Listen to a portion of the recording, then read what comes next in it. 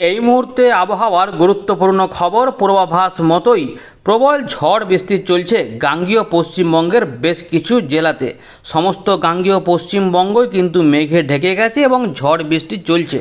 বেশ কিছু অংশে ইতিমধ্যে শিলা বৃষ্টিপাত থেকে ঝড়ে গাছপালা ভেঙে যাওয়ার খবর পাওয়া গেছে। এমনই অবস্থা হয়েছে শনিবার বিকেল থেকে। এবারে আরও বৃষ্টিপাত আছে নাকি সেটা আমরা এই ভিডিওতে আলোচনা করব।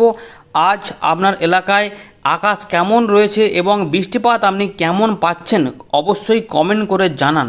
পুরুলিয়া থেকে শুরু করে পশ্চিম পূর্ব বর্ধমান, বীরভূম, মুর্শিদাবাদ, নদিয়া কোনো জায়গাতে ছাড় নেই। এদিকে ঝাড়গ্রাম, পূর্ব পশ্চিম মেদিনীপুরে ব্যাপক বৃষ্টিপাত লক্ষ্য করা গেছে।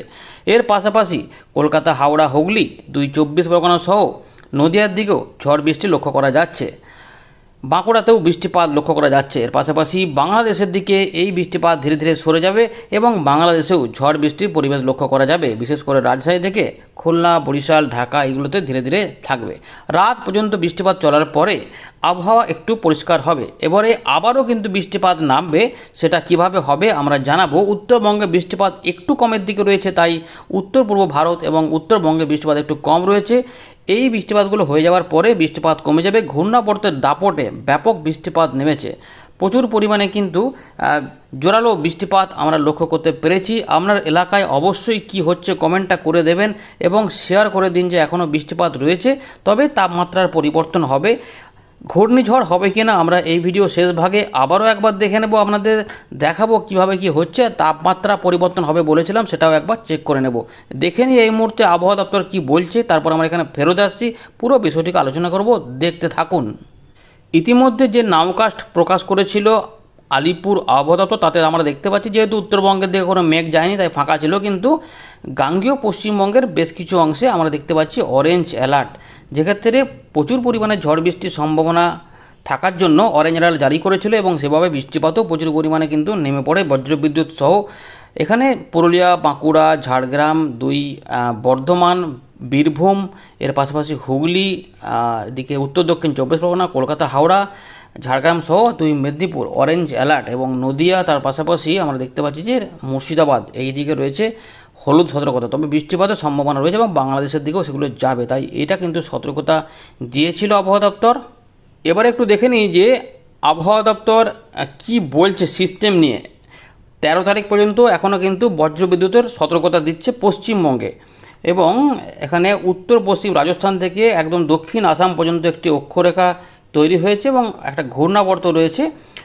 সেই সমস্ত ব্যাপারগুলি কিন্তু এখানে রয়েছে, যার জন্য বিহার, উত্তরবঙ্গ সহ পশ্চিমবঙ্গে কিন্তু আমরা দেখতে পাচ্ছি যে বৃষ্টিপাতের সম্ভাবনা। ঘূর্ণাবর্ত একটা রয়েছে বাংলাদেশ সংলগ্ন এলাকাতে, এরই প্রভাবে প্রচুর পরিমাণে কিন্তু ময়েশ্চার বা জলীয় বাষ্প ঢুকছে বঙ্গোপসাগর থেকে, যার জন্য ঝোড়ো হাওয়া এবং বিদ্যুৎ কিন্তু তৈরি হচ্ছে। এরই প্রভাবে বৃষ্টিপাতের সতর্কতা জারি করেছে আবহাওয়া দপ্তর, যেখানে 50 থেকে 60 কিলোমিটার গতিবেগে ঝড় এবং তার পাশাপাশি ভারী বৃষ্টিপাতের কথা বলেছে আবহাওয়া দপ্তর।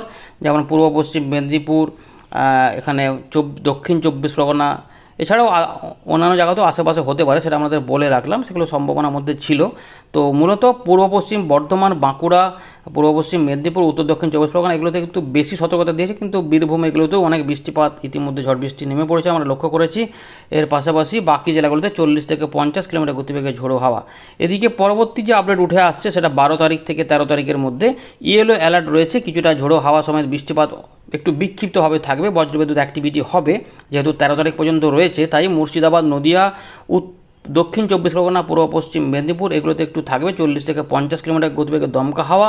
এর পাশাপাশি বাকি জেলাগুলিতেও হালকা বিক্ষিপ্ত বৃষ্টিপাত হবে এবং সেখানে 30 থেকে 40 কিলোমিটার গতিবেগে বৃষ্টিপাতের সময় জমকা ঝোড়ো হাওয়া বয়ে যেতে পারে। 13 তারিখে একটু কমের দিকে থাকবে, মোটামুটি 30 থেকে 40 এবং একটু অনেকটা এলাকা কমে যাবে। তবুও যদি হয় সেগুলো হচ্ছে যে পূর্ব পশ্চিম মেদিনীপুর, উত্তর দক্ষিণ 24 পরগনা এই জেলাগুলোর উপর জোর দিয়েছে আলিপুর আবহাওয়া দপ্তর।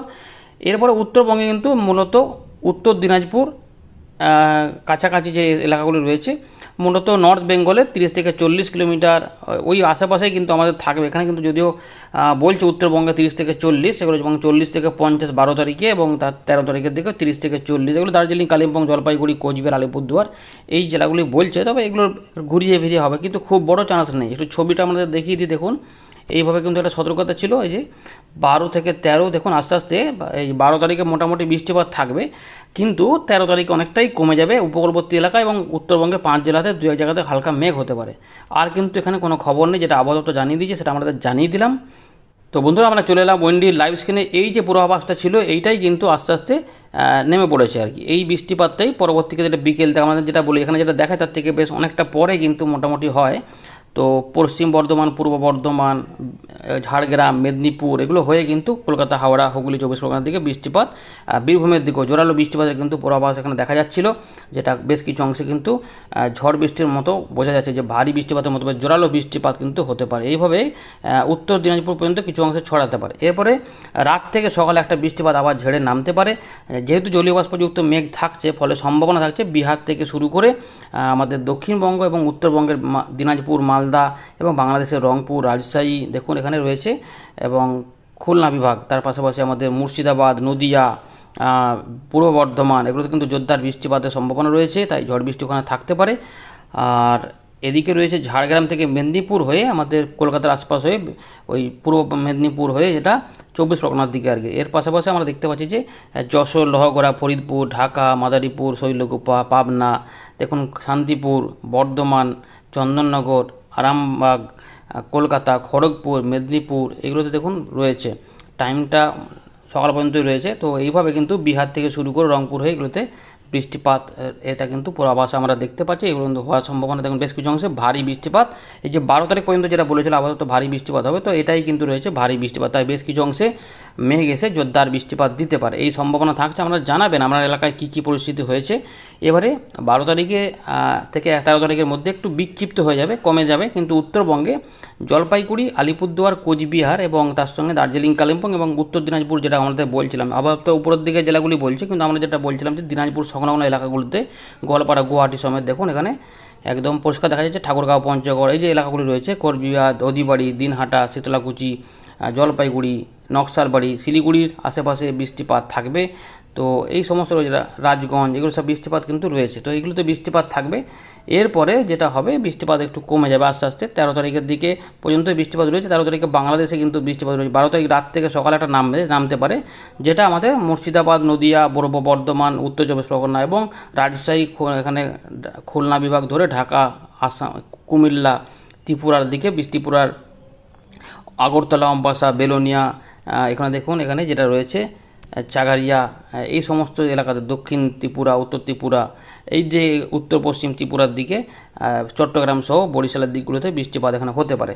এই দেখুন বরিশাল রয়েছে, কলাপাড়া, খুলনা পুরো এলাকা রয়েছে। পাশাপাশি ভালো করে দেখে নিন মতিরহাট, ফরিদগঞ্জ এই সমস্ত এলাকাতে বৃষ্টিপাত থাকছে। এর পাশাপাশি আমাদের পশ্চিমবঙ্গ সংলগ্ন যে বাংলাদেশ রয়েছে, যেখানে হিঙ্গলগঞ্জ, এছাড়া টাকি, বাদুড়িয়া, নিউ টাউন রয়েছে, এগুলোতেও বৃষ্টিপাত থাকতে, ব্যারাকপুর থেকে শুরু করে কচড়াপাড়া, নাগরপুরা, বনগাঁ রয়েছে, চাকদা, রানাঘাট এইগুলোতেও বৃষ্টিপাত থাকবে এবং বিক্ষিপ্ত বৃষ্টিপাত বর্ধমানের আশেপাশে থাকতে পারে, আরও একটু ছড়াতে পারে। তো দেখিয়ে দিচ্ছি দেখুন, এই যেটা মেদিনীপুরের দিকে হতে পারে, উড়িষ্যার দিকগুলোতে, তাই উপকূলবর্তী কিছু 2-3টি জেলাতে মানে ঝাড়গ্রাম, 2 মেদিনীপুর এবং দক্ষিণ 24 পরগনায় যে হলদিয়া, ডায়মন্ড হারবার, কুলপি এই যে পুরো এলাকাটা রয়েছে, এই এলাকার মধ্যে কিন্তু বৃষ্টিপাতটা হতে পারে। ভালো করে দেখে নিন, মোটামুটি বোঝা যাচ্ছে। এবং আসামের দিকে একটা বৃষ্টিপাত কিন্তু থাকবে, এই যে পুরো এলাকাটা, আর উত্তরবঙ্গে কিছুটা বৃষ্টিপাত থাকবে।